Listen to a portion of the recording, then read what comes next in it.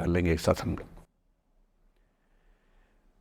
दूसरी कहानी ये है कि जब मेरा सिलेक्शन हो गया 97 में, मतलब 96 अटेम्प्ट में पहली बार में मेरा सिलेक्शन हो गया था, मैं एक्सटेंशन लेके तैयारी कर रहा था और डीयू में मैं पढ़ा भी रहा था उस समय।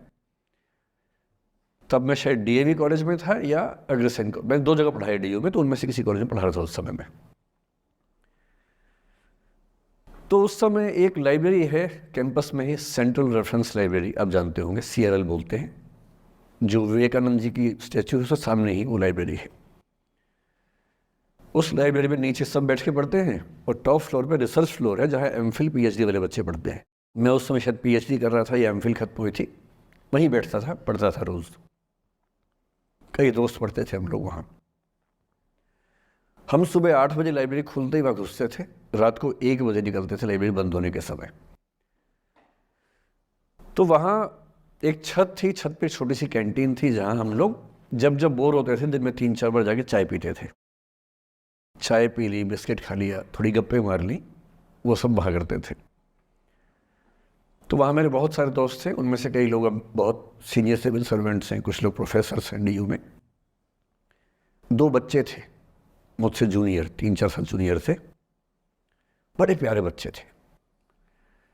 मुझे उस समय तक पढ़ाई लिखाई का शौक अच्छा खासा हो गया था, तो वो रोज़ मेरे साथ बैठते थे केवल बात करने के लिए, किसी मुद्दे पर बहस करनी है तो बहस होती थी, समझते थे। फिर मुझे पता लगा कि वो दोनों रिलेशनशिप में हैं, रिश्ते में हैं, दोनों ने शादी भी कर ली। उनकी योजना DU में पढ़ाने की थी या सिविल सर्विस की भी थी, शायद पता नहीं। मेरा इंटरेक्शन बहुत ज़्यादा उसके बाद रहा नहीं उनसे, क्योंकि मैं सर्विस में चला गया था।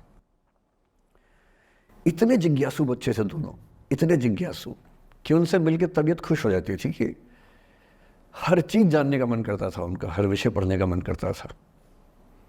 एकदम जीवन से भरे हुए बच्चे, आंखों में चमक ऐसे।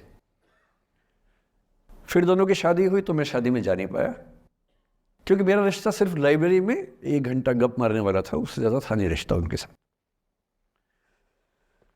फिर सुनता रहता था कि मैं सब बढ़िया चल रहे, पढ़ाई कर रहे हैं, तैयारी कर रहे हैं। इंटरकास्ट मैरिज की उन लोगों ने, खूब हंगामा हुआ, दोनों घर में तलवारें खिंच गई, किसी तरह से तलवारें संभाली गई, मैनेज हुआ, दोनों साथ रहने लगे। और फिर 3-4 साल के बाद एक दिन मैंने खबर सुनी कि उस बच्ची ने फंदा लगा के जीवन लीला समाप्त कर ली। ये बात भी दिल्ली विश्वविद्यालय की, ये उस दौर के सब लोग इस कहानी को जानते हैं। मेरे ख्याल से ये दोनों कहानी आपके प्रिंसिपल मैडम जानती होंगी, नहीं ध्यान कर पाएंगे तो मैं उनको जैसे नाम बोलूँगा अकेले में वो तुरंत समझ जाएंगे मैं किसकी बात कर रहा हूँ।